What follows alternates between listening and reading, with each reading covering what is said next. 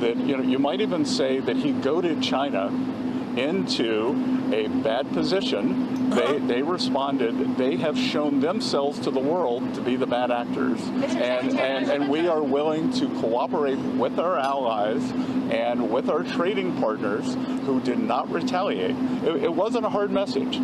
Don't retaliate. Things will turn out well. What's your message? What do you mean? There's still tariffs. I don't understand how people are looking at the situation and going, no, this is good. This is actually a good thing, I promise. Let's see what Fox News said, though. Now that we covered this extensively, let's take a look at what Fox News is saying about this beautiful rebounding of the market. Masterful gambit time. Statement regarding his America First trade plan. As you all know, the president just put out a statement announcing an additional tariff on China. The tariff on China will now go up to 125% because China imprudently decided to retaliate against the United States. And as I said at the podium yesterday, when you punch at the United States of America, President Trump is going to punch back harder. In that same vein, we have had more than 75 countries from around the world reach out to President Trump and his team here at the White House to negotiate better trade. You said, my dad said it's good and that he believes Trump has a plan but isn't explaining it well. No, here's the thing. Here's the difference between me and your dad. I actually know what Trump's plan is, and I still think it's going to be a failure. Okay? Most of these people that think, oh, no, things are going to get better right now, don't even understand what Trump's plan is in actuality. They're just literally reacting. They're playing catch up and basically repeating whatever Trump is saying, his administration is saying, or whatever they fucking hear on Fox News. And they're wrong. But they don't even understand why they're wrong. I understand what Trump's initiative is here, and I've explained it thoroughly over and over again this morning. I'm not going to repeat it one more time, okay? He's just trying to tackle trade deficits and decouple America from its largest trade partner and move manufacturing back here. And part of that is also obviously going to be devaluing the U.S. dollar and trying to force other vassal states that have played ball with the global trade design that America has set up in perpetuity that exploits the global south and allows American consumers to be the domineering force on the planet with its great purchasing power without actually building any sort of manufacturing any longer to go back and demand more from these people. Okay?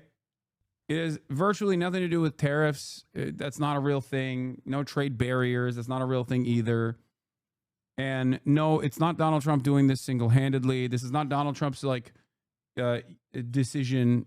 This is simply the American. This has been the American goal since Obama, since America realized that China was making major gains in manufacturing. Trump just is the guy who did it, who followed through on it. Deals for the American worker. We have been overwhelmed with the amount of requests from countries around the world. I'll let the Secretary speak to that. We will continue with the tailor-made negotiations that I spoke about yesterday. In the meantime, there will be a 90-day pause on the reciprocal tariffs as these negotiations are ongoing, and the tariff level will be brought down to a universal 10% tariff. The Secretary here has been a huge part of the President's trade team, of course, and will continue to lead these negotiations moving forward to look out for the American worker, which is always President Trump's goal. So I'll kick it over to our great Treasury Secretary, Scott Bessent. Good, thank you. And we saw the successful negotiating strategy that President Trump implemented a week ago today. It has brought more than 75 countries forward to negotiate. It took great courage for him to stay the course until this moment. And what we have ended up with here, as I told everyone a week ago, this is literally them not staying the course. What do you mean he stayed the course? This is a decision. This is an announcement of not staying the course. I told you that he was just going to look at like any kind of like initiative, that these governments will say and chalk it up as a victory. That's precisely what happened. He's like, look at us, we did it. Major victory. Major victory here. I'm not backing down from my insane, from the ridiculous moves that I've been making. Yeah, all according to plan. In this very spot, do not retaliate, and you will be rewarded. So every country in the world who wants to come and negotiate, we are willing to hear you. We're going to go down to a 10% baseline tariff for them, and China will be raised to 125 due to their insistence on escalation. Secretary, thank you for doing this. Let me ask you 3 quick things, if I could, just for the sake of clarity, because the markets are open and they're wondering. First of all, Mexico and China, are they part of this 10% universal? Well, China, no, China. Mexico and Canada, are they part of the 10%? Yes. Okay. Second, given then that you have the rest of the world essentially calling it, it's not China, is this now just all about China? Well, it's about bad actors, and what we will see is some of the very early countries are China's neighbors. That we're going to see. I'm seeing Vietnam today. Japan's at the front of the queue. South Korea, India. So we will see. And as I've repeatedly said, and President Trump has been saying it for years, China is the most imbalanced economy in the history of the modern world, and they are the biggest source of the U.S. trade problems. This is their own design. Okay? I need you to understand something. When they say China is cheating, they are cheating. What they mean is China's manufacturing capabilities and its state-funded enterprise makes it so that it is impossible for other nations to compete with the price points that they to the price points that they fucking manufacture goods around the globe. That's what they're saying. They're saying that China is not operating by the rules that we designed, even though we unironically designed the rules so we could get cheap goods from China. They're beating us on their own on the game that we've designed. We set the rules, and they're beating us now within the structure, within the framework that we created. And we don't like that. It's fucked up. And indeed, they are problems for the rest of the world, because what we've seen is that as the U.S. announced the tariff wall last week, many of those goods have already started flooding into Europe.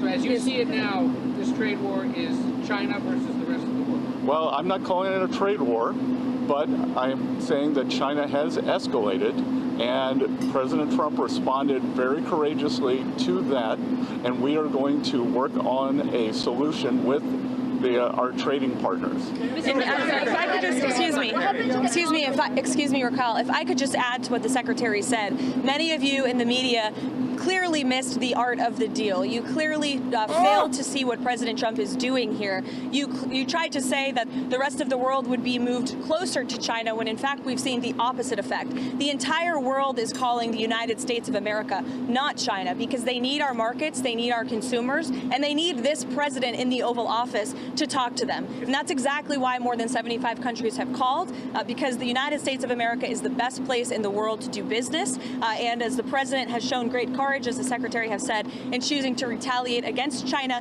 even higher. Elena, go ahead. Hi, thank you, Treasury Secretary Bessent. Can you explain more of the decision making on what feels like a reversal here? I mean, just these went into effect less than 15 hours ago, these tariffs. Why the pause now? What led to that? No, again, President Trump created maximum negotiating leverage for himself, and which tariffs went into effect 15 hours ago? The ones that we have lowered went into effect a week ago. They were announced a week ago, and we have just been overwhelmed by the response from mostly our allies who want to come and negotiate in good faith. So we are expecting them to come with their best deal. As I said a week ago today, don't retaliate, hold your ground, let's see what happens. And China, they kept escalating and escalating, and now they have 125% tariffs that will be effective immediately. Mr. Secretary, go ahead. Mr. Secretary, thanks so much for doing this. The 90-day pause on the reciprocal tariffs, is that because of the whiplash that we've been seeing across the financial markets? How much was, what we saw in the stock markets, a part of this decision? No, it's because because of the large number of inbounds. We've had more than 75 countries contact us, and I imagine after today there will be more. So it is just a processing problem. Each one of these solutions is going to be bespoke. It is going to take some time, and President Trump wants to be personally involved. So that's why we're getting the 90-day pause. Mr. Clarification. Mr. Secretary, there was a tweet that you and Secretary Lutnick were in the Oval Office with the President talking about this. Can you talk about what that conversation was like and what you guys said to one another that was the decision? Look, it's all the President's decision, and the President had a level in mind to raise the China tariffs, and then he had the 3-month pause in mind, and we were discussing the exact wording. Sorry? Of course. It's the president's decision. It's the president's decision. It was the president's decision to wait until today. And again, as I've said in the past, no one creates leverage for himself like President Trump. Mr. Secretary. All of our allies called us, except the EU also implemented a 25% counter tariff, if I'm not mistaken. So I don't know what he means by that. He claimed that everybody backed away, but the EU did not. Shelby, go ahead. At least completely back away. What does the President want to see by this, I think it's July 9th deadline to keep things paused? Is it just trade barriers coming down, or is it more than that? These are trade negotiations, but if countries want to come and offer other things, I talked about yesterday that we are thinking about a big LNG project in Alaska that South Korea, Japan, Taiwan are interested in financing and taking a substantial portion of the offtake. But again, in essence, that is trade because it will decrease the trade deficit that we have with those countries. So everything's on the table. Raquel, go ahead. Secretary, a clarification on the pause. What happened to those countries who just had 10% baseline tariffs, like Brazil and others? Are they still going to have this 90-day pause? Because you were saying that there will be a tariff of 10% for others. So what happened to those who just had a 10%? Yeah, that's going to remain. Mr. Secretary. And do you call this an embargo to China? Pardon? You call this an embargo to China, a trade embargo? I'm not sure what you mean by the word embargo. 125% tariffs, like on those, and then It is an embargo. Like 100 and fucking the difference between 84% tariffs versus 104% tariffs versus 124% tariffs is literally a trade embargo. It's been a trade embargo. You don't want to call it that, but that is what it is. The fuck do you mean? Oh, what's an embargo? I don't know what that is. impose 84%. Isn't this an embargo? Well, it's not. It's China's decision that we have the deficit with them. They sell us almost 5 times what we sell them. So again, I think it's an own goal by China. Mr. Secretary. Meredith. Mr. Secretary, with this, does this signal that you're confident that you're going to be able to strike a satisfactory deal with all these 75 nations that have approached you? It signals that President Trump cares about trade and that we want to negotiate in good faith. And as I said, each one of these is going to be a separate, bespoke negotiation. So we are confident that, having seen the other side of where this could go, and it was like I said last week, the market didn't understand. Those were maximum levels. The countries can think about those levels as they come to us to bring down their tariffs, their non-tariff trade barriers. We're going to discuss currency manipulation, subsidy of labor, and industry. Told you. That's it. China is cheating because they subsidize their industry. They're cheating. Their products are too good and too affordable. Understand that is what they mean when they say China is cheating. Every every person predisposed with political economy will openly say this without even recognizing the irony, because their worldview is so dogmatic. Their worldview is so hyper capitalist that they're like, what do you mean? What do you mean state-owned enterprise? Like, no, you can't do that. Yeah. And at no step of the way does anyone go, wait a minute, why don't we do that? And it's not like China is acting as though they're not doing this. They're like, yeah, we're a transitional socialist state. The state owns all of our enterprise. The state owns virtually everything. Sure, it still operates within this private sector where there's a market, yada yada yada. But ultimately, the state has desires or has initiatives in terms of global trade that that the private sector will follow through on. Secretary, thank you. Will the pause also apply to the sectoral tariffs that the president has announced? Pharma, lumber, anything else?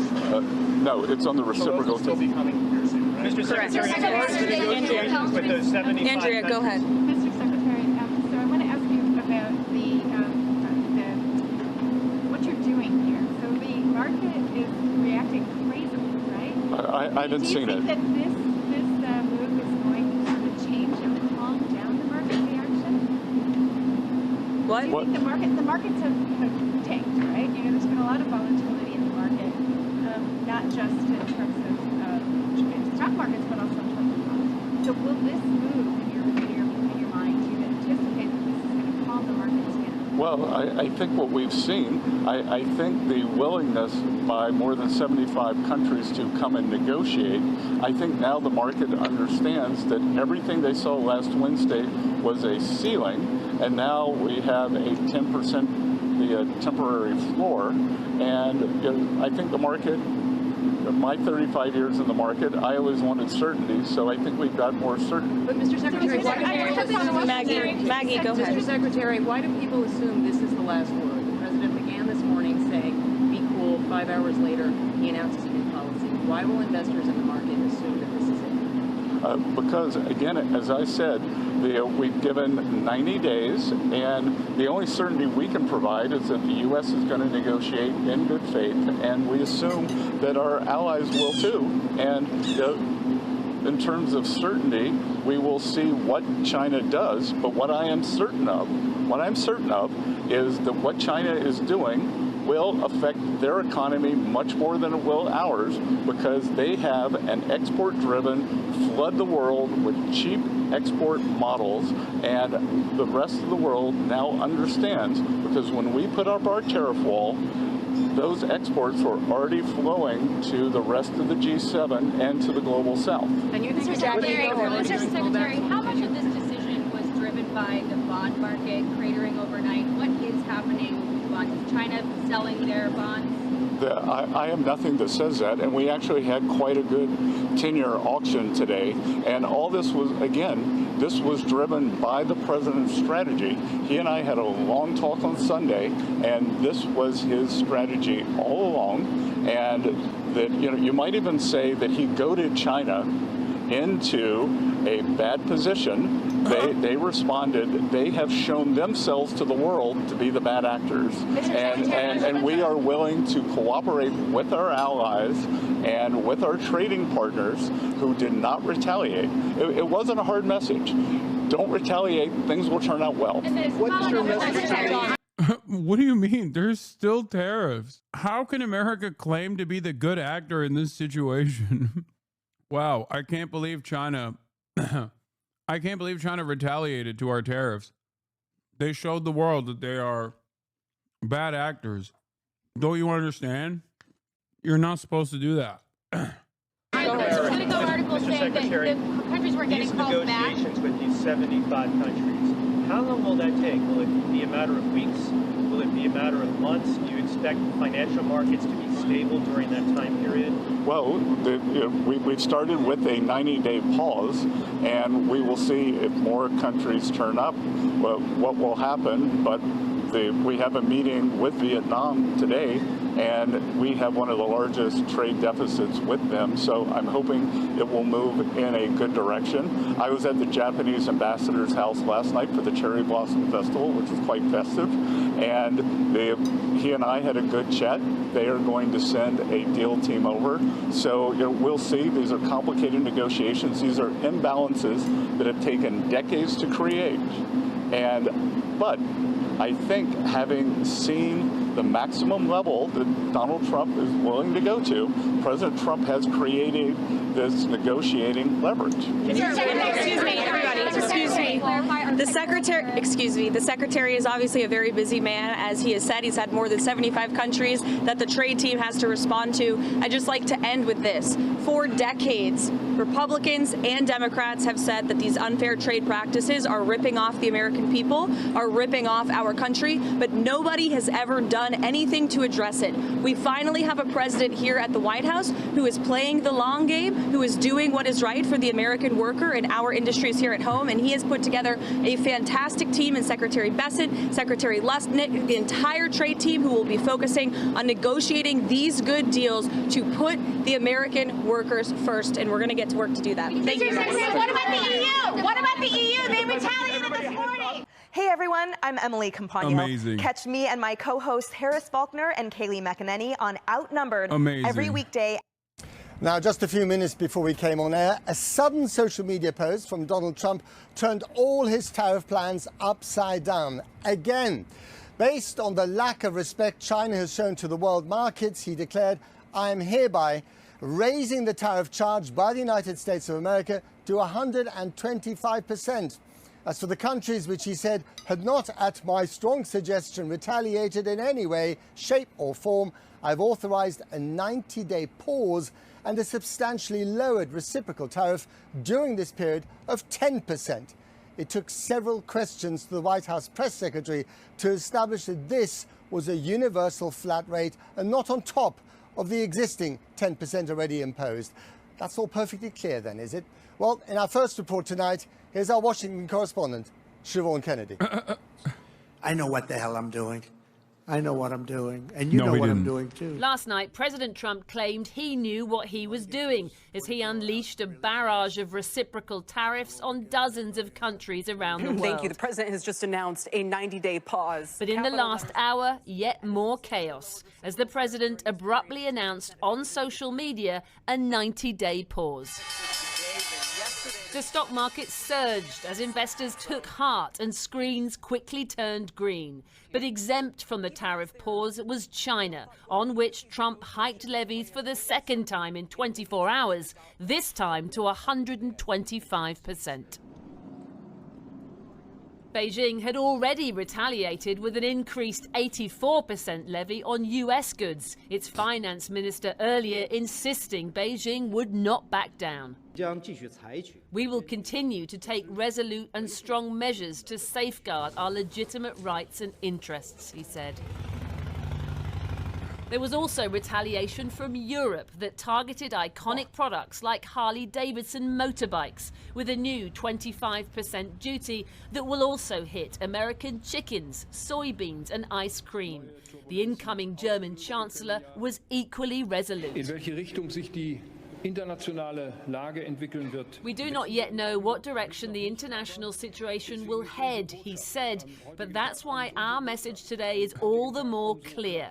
We want to and we will help shape the shift in the world for Germany.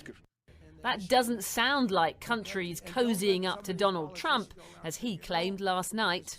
I'm telling you, these countries are calling us up, kissing my ass. They are dying to make a deal. Please, please, sir, make a deal. I'll do anything. I'll do anything, sir.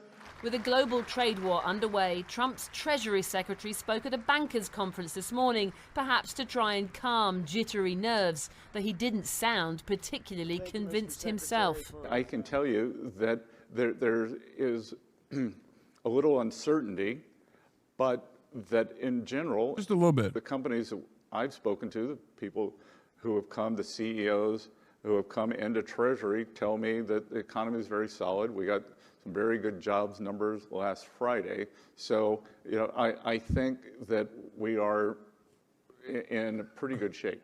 This will be the largest tax increase for the American people. But that wasn't the message in Congress today, during a second grilling of Trump's trade official. The numbers speak for themselves. $3,800 higher prices for American consumers, 900 laid off U.S. auto workers, trillions in lost retirement savings, which would be the biggest tax increase in our history. Perhaps acknowledging that pain, at least the chaos his policies are causing in global markets, Donald Trump has now called a pause, a welcome reprieve from the turmoil he's created. Siobhan Kennedy, well, was today's climb down the result of market movements overnight as confidence in the US economy declined and investors rushed to offload government debt? With me now is our economics correspondent, Helia Ebrahimi. So let's start with UK debt. What had been happening? Well, look, the whole thing is quite complicated because we've seen in the last half an hour that US stock markets, as Siobhan was saying, have all bounced higher. You know, you've got the Dow Jones. I'm going to start there. I'm going to go for the good news first and then get to the bad news, Krish. Dow Jones up 6%. NASDAQ, that's where all the US big tech companies are. They've shot up even higher, up 9%. All those hard-hit American companies like Nike, Apple, you know, Delta Airlines, which had been the main casualties of this tariff war, are seeing double-digit share growth at the moment. And the conclusion of this turmoil is that I think this is kind of, you know, it's that famous saying from Bill Clinton's advisor that if the reincarnation exists, I want to come back as the bond market because that's what really has power. And I'm going to show you up until an hour ago, there was a fear that not just prices were nosediving in shares, but also credit. This is the US Treasury market, 30-year debt. That should be the safest of safe places to be. And you can see just as tariffs begin, that's the white line, you see it shoot up to 5%. Now, that is really bad news for the administration and traders and market analysts all talking about what's the circuit breaker, what's going to stop this. And that was the opposite of what they intended. That's the opposite. And it's very strange as well to see bonds go up, government debt go up. You know, this means there is a loss of confidence in not just shares, but actually the USA. And you were asking a moment ago about what does this mean for UK debt? Well, we're going to bring up another chart for you because, of course, it's not, this spreads not just across the US and to other corporate bonds, but also to the UK. You can see the UK debt price, which was already quite spicy, Krish, has gone up to 5.64%. And that is all because people are losing confidence. Is that trust territory? Well, the similarities with trust, that is away from trust. You know, we're still away from trust in terms of the change in gilt yield. So that's the highest level. I do love that Liz Truss was such a spectacular failure that they literally invoke her name to basically explain a phenomena of a political figure crashing and burning in spectacular fashion in an incredibly short period of time. Like she has become the benchmark for political failure. Since 1998, but it's not the biggest move which we saw with Truss. The similarities with Truss, Krish, is that we've seen some chaos in the market. You know, prices going up, going down, crashing all about, and moving critically to the credit market. And you've got big leveraged positions, which means that prices are moving very quickly, very violently. Things like oil going down, things like the dollar going down, things like US Treasuries going down. When that happens, Krish, policymakers worry not just about prices, not just about recession, but does the whole market system break somewhere? And it is that kind of question about, is there enough liquidity? Is something going to break along the way that I think has stayed his hand? And this is not over, is it? Well, no, it's definitely not over. It's a reprieve. As Siobhan was saying, it's staying his hand for 90 days. But remember, China, which is the world's second biggest economy, still has tariffs. Not only still has tariffs, but he's increased the tariffs. Trump's increased the tariffs to 125%. Now, that is still going to have ramifications. And even when you look at the rest of the world, he's only given a 90-day pause. So companies, markets, fund managers, policymakers, they're still not clear where the policy is going to land. And that is going to lead to a whole bunch of volatility. If we have a look at my last graphic that I'm going to show you, this is the VIX. People call it the fear index. And you can see how it shot up on tariff day. That means people don't really know what's going to happen. And when people don't know, then things become a lot riskier. And that's when policymakers... Because it's no longer clear what the purpose of his tariffs are now, is it? Yeah. It might not be about rebalancing the world economy after all. Yeah, is it a negotiating tool, or, you know, is he just trying to bully everybody? Thanks, Helia. Matt? Well, I think we should be able to speak to Siobhan Kennedy now. Siobhan, tell us what the latest, the very latest is that you've heard from the White House. Well, Matt, just first of all, what a roller coaster of a day, of a week this has been, having insisted pretty much on a daily basis that he was not for budging, he would not change his policy. That is exactly what Donald Trump has abruptly and suddenly done today with this pause that he's put in place. He said that he's done it because 75 countries, he said on his Truth Social platform, have called representatives of the United States, his Department of Commerce and others, and begged, as he would see it, to make a deal. Of course, the one country that has not done that is China, and he is claiming today that it was China's lack of respect that it has shown to the world markets that has made him make this pause. Of course, there's been chaos in the world markets. He seems to be blaming China for that, and he's raised the levy instead on China to 125%.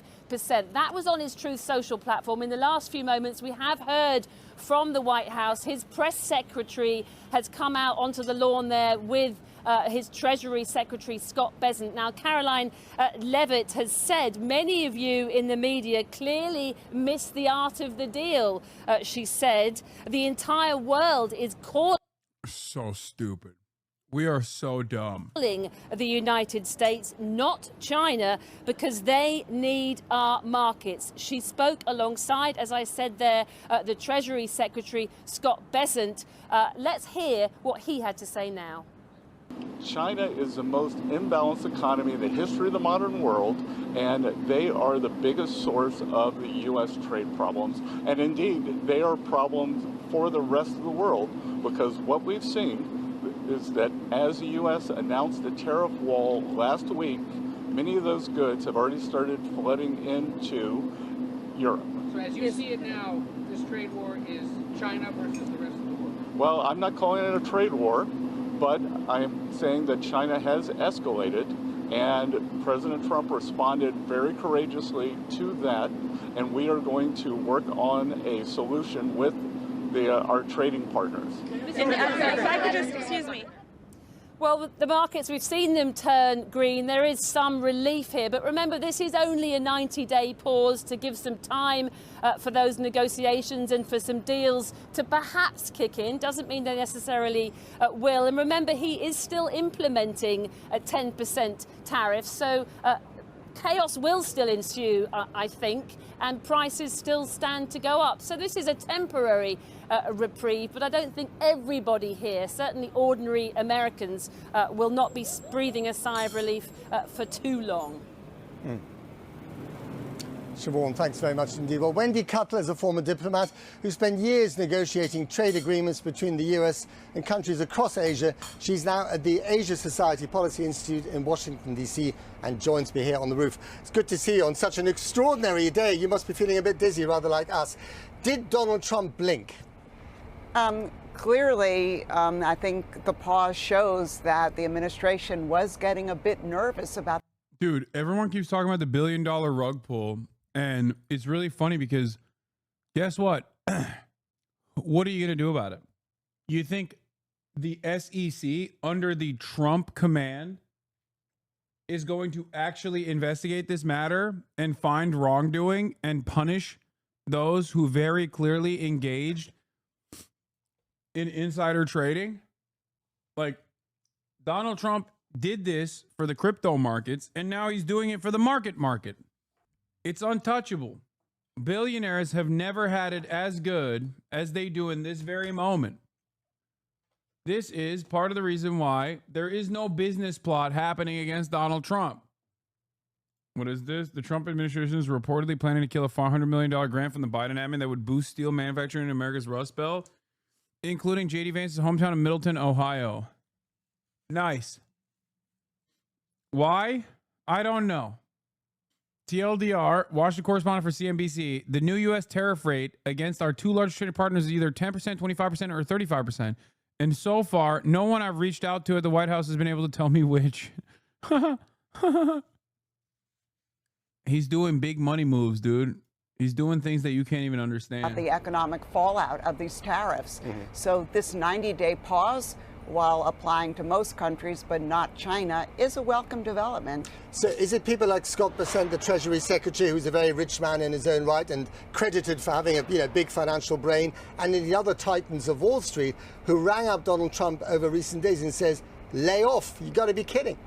Well, I'm sure they played a role, but one thing we've learned about... Yeah, Jamie Dimon made the boss call, and Trump was like, sorry, Mr. Dimon, I apologize, I'll fix it.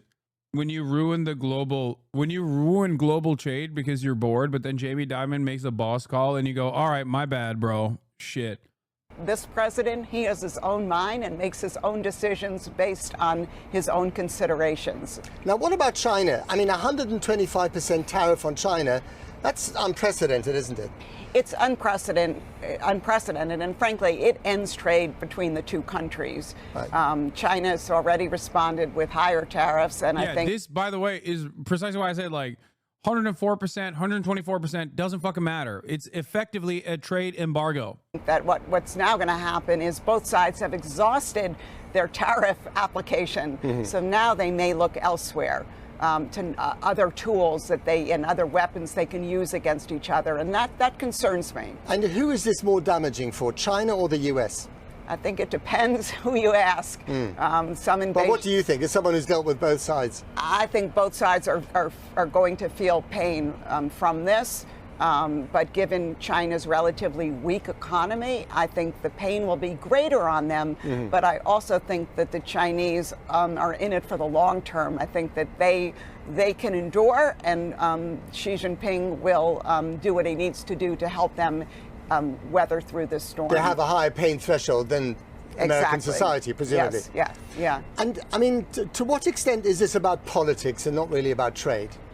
Look, it's hard to distinguish both of them. I think this started as a genuine trade dispute.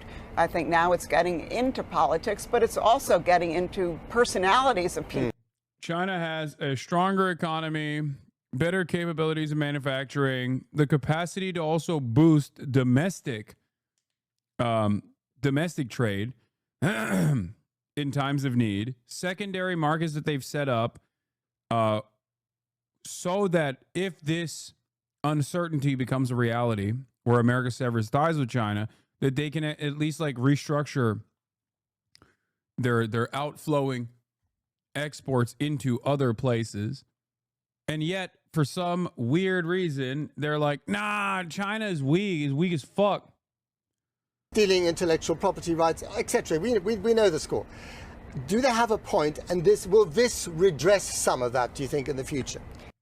Well, clearly, there are valid concerns about not only the openness of the Chinese market, but how can you compete against Chinese companies that are receiving subsidies and all types of financial assistance and assurances from their government? So these issues need to be addressed. And those countries like Indonesia and Vietnam or Cambodia, which were hit with massive tariffs, partly because they were doing some of China's business and then selling it to the US, presumably they live another day, don't they? Or another 90 days. Yes, but during these 90 days, they are going to be pressured to take a number of steps, including reining in Chinese investment and Chinese trade that's moving through their borders. And from your experience of dealing with trade issues, do you think this is a lasting reprieve? I mean, what's going to happen after 90 days? Are we back to where we were on Wednesday?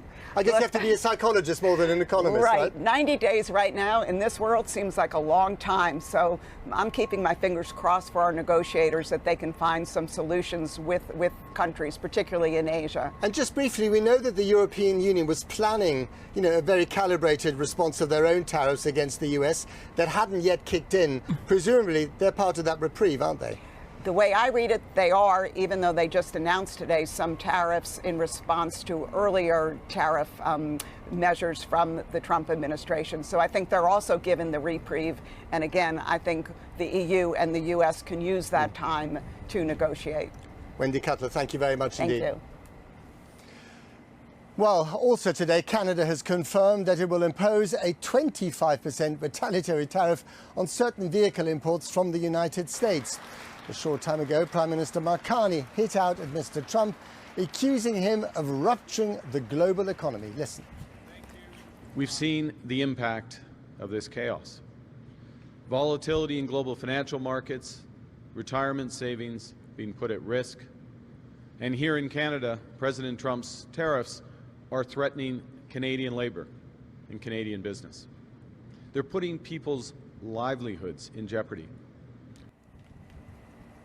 Now that we don't really know whether that 25% retaliatory tariff from Canada still applies. Now, joining me here is Mark DePlacido, a policy advisor for the conservative economic think tank American Compass. Thanks for coming on the program. Thank you for having me. Same question to you. Did Trump blink? Yes, I think last week what we saw was the president really reset the entire U.S. trade paradigm and as an effect, the world paradigm. And there were sort of three core elements to that strategy. There was. Am I going to cover the Canadian elections when it happens? Didn't it already end at this point? Basically, Donald Trump basically gift wrapped a liberal victory, all but assured it with his actions. And the association that the conservatives had with the American Conservative Party has completely cooked them. The 10% global tariff that's still in effect, higher tariff rates on China with the goal of shifting world markets as a whole away from the Chinese market, and reciprocal tariffs. Obviously, the open question is sort of the third leg of that policy. I think we're going to hear a lot over the coming 90 days, reinforcing that idea that Trump is still committed to balance with all of our trade partners and balance overall. You're crediting him with a kind of a cunning master plan. It sounds like he's making up stuff on the back of a cigarette packet. I think the president has made clear that the end goal is balance, and that balance can't just be struck between China and the United States anymore. It has to apply to the world. And we saw in the first administration, when the administration really did stick to China, China was able to reach the American market through third countries. So I think we're going to continue to see a lot of pressure on allies and other trade partners to get that balance. But those third countries like Vietnam and Cambodia, they've got their 90-day reprieve. Those factories making those Chinese goods are still in those countries. What makes you think they won't carry on making Nikes and selling them to you guys? Well, I think that's the point of the entire policy. The president has been flagging the trade deficit as an issue since the middle of the 80s. He ran against 17 other candidates in 2016 and a handful of other candidates in the last two cycles. And the American people and Republican Party have continued to pick him to lead our economy into a new era. I think he's going to continue to hammer on that balance and set up a new incentive structure in our economy to reshore and bring back industry. But on that point, the whole idea of this was to give those jobs back to the Rust Belt that had disappeared to China and other countries years ago. That's not going to happen now, is it? I think it will happen. I think we're already seeing trillions of dollars of investment into the country, both from domestic. Why does every young conservative sound exactly the same way? Like, they close your eyes. This is Charlie Kirk speaking. Like, literally. Companies who have offshored in the past and trillions, foreign. really? Trillions. The administration. Yeah, trillions. Totally. You haven't seen it yet, but I have it on good authority. This is the other thing. It's like Donald Trump is so used to straight up fucking lying. Is so used to lying that he just like lies about everything, and people have no way of even demanding the truth. Like there's nothing that you can get out of him. Or he's just like, yeah, no, they're giving straight up trillions, dude. There's a factory being built in every corner right now. You don't see it, but it's happening. is now saying there's up to $7 trillion of pledged investment, and we're going to see increased capacity in the country as a result. But he has just buckled and decided to give a 90-day reprieve, which means that those jobs that were supposed to go to the Midwest are probably not coming anytime soon. At the end of the day, Donald Trump is going to listen to his rich friends more, is he not? I think that's a completely unfair characterization. I think that's a completely unfair characterization. No, the president kept a 10% global tariff in place on all of our trade partners. And over 100% tariff on China. He's going to continue to keep pressure on our other trading partners and make very clear to him that he... Yeah, no, totally. It's so unfair, this characterization. Everything is really good. Donald Trump did not back away from the He tariffs. is willing to stick out the pain. He stuck it out for a week after $6 trillion disappeared off of our stock index. He's clearly not concerned about Wall Street over Main Street. But even yesterday he was saying, you know, there's not going to be a... Also, there is no concern for Main Street. What are we talking about? He is applying a de facto 10% price increase across the board for Main Street. That's what a tariff is. It's a sales tax. It's a regressive sales tax. The notion that he's not actually helping Wall Street but helping Main Street is stupid. No. Yesterday, he was fucking Wall Street and Main Street. Today, he's still fucking Main Street. Main Street is not getting a good bargain out of this. Main Street wasn't even doing well when Wall Street was getting fucked. They were getting fucked too. What are we even talking about? A reprieve. We're going to carry on with this policy, and today he blinked, he buckled. And after a week, the markets at the end of the day is something that he listened. Like, has anyone in the Trump administration even encountered the question, what do you say to a broad universal sales tax, like a 10% increase in the price of all commodities coming into the United States of America, as the United States of America is still a import economy? Don't you think that will harm the American working class, Main Street, if you will? No, I think he listens to trade partners who are willing to come to the table and cut a deal. And I think he's going to put pressure on those countries and multinational companies in our country to do what's right for the American people and our economy in the long term. Some of these countries that were given these extraordinary tariffs, like Cambodia, you know, or Laos, or Lesotho, I mean, they didn't buy your stuff because they simply can't afford it. It's not as if they were putting tariffs on your products. They just can't afford to buy American computers or American cars. Wasn't the punishment of those countries just unfair cruelty? Well, the other side of the question is what the trade deficit represents, which basically represents Americans consuming $1 trillion more than we're producing. America can't afford to buy these goods year after year at a rate of $1 trillion and sustain that in the long term. And what happens, just finally and briefly, with China now? I mean, there's a full-on trade war with China, 125% tariffs from your side versus 84% from their side. Where does this end? I think China has built its entire economy around securing this trade surplus. And systemically, their economy is much more exposed in this trade war than the United States is. Only 25% of our GDP is represented in trade. Theirs is over 35%. Their economy is on much weaker footing, as the previous guest said. I think America is in a good position, and China is going to blink first. Lots of blinking going on. Mark DePlacido, thanks very much indeed. Good afternoon, everyone. I'm Charles Payne. This is Making Money. Just moments ago, President Trump announced... Dude, regime press.